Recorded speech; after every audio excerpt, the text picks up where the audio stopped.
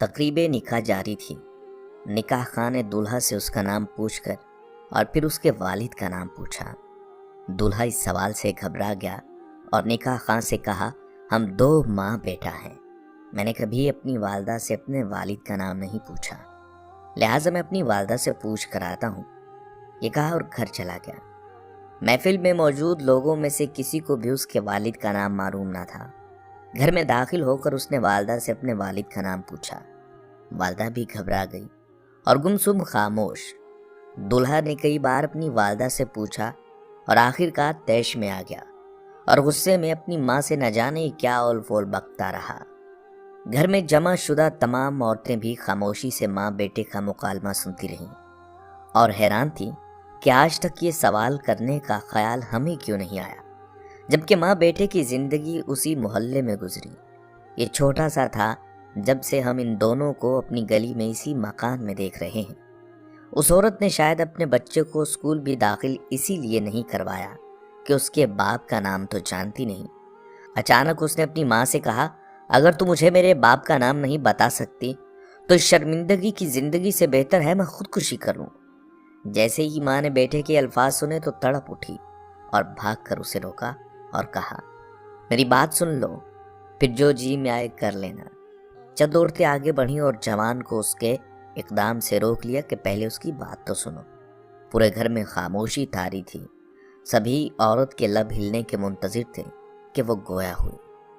پاکستان بننے کے بعد ہمارے والد، چچا، بھائیوں اور خاندان کے تمام مرد و عورت ہجرت کر کے پاکستان کے لیے عازم سفر ہوئے۔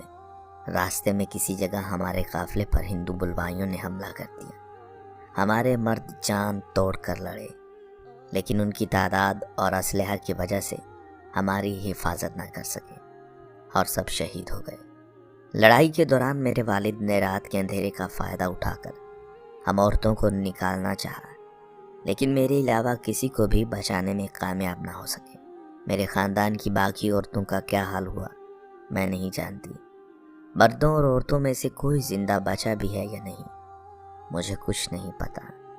وہاں سے بھاگنے کے بعد میں انتہائی خوفزدہ حالت میں دن تو چھپ کر گزار دیتی اور رات کو اللہ کا نام لے کر اس راستے پر چل پڑتی جو روانگی سے پہلے ہمارے مرد حضرات آپس میں تذکرہ کرتے رہتے تھے۔ ایک رات دوران سفر میں نے کسی جگہ پر ایک بچے کے رونے کی آواز سنی۔ آگے جا کر دیکھا تو کئی لاشوں کے درمیان ایک شیر خوار بچہ پڑا ہوا تھا۔ میں نے اسے اٹھا لیا، سینے سے لگائے سفر کرتی آخرکار پاکستان پہنچ گئی۔ مہاجر کیمپوں میں کسی جگہ بھی مجھے اپنے خاندان کا کوئی فرد نظر نہ آیا، اور یوں میری دنیا صرف میرے اور اس بچے تک محدود ہو گئی۔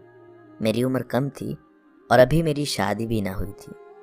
اپنی باقی زندگی میں نے اس بچے کی خاطر تنہا ہی گزار دی، اور آج وہ بچہ میرے سامنے کھڑا ہے۔ اب بتاؤ، رات کے اندھیرے میں لاشوں کے درمیان سے اٹھائے گئے بچے کے باپ کا نام مجھے کون بتاتا؟ ماں کی بات مکمل ہونے تک ہر آنکھ اشک بار تھی، اور وہ بیٹا جو کچھ دیر پہلے ماں کو جلی کٹی سنا رہا تھا حیرت اور ممنونیت کا پہاڑ بنا کھڑا تھا۔ پھر شرمندگی کے ساتھ آگے بڑھا اور اس عورت کے احسانات کا بوجھ اٹھائے اس کے قدموں میں گر گیا۔ جس بھائی نے مجھے یہ واقعہ سنایا تھا، ان کا دعویٰ تھا کہ اس تقریب میں موجود تھے اور اس کے عینی شاہد ہیں۔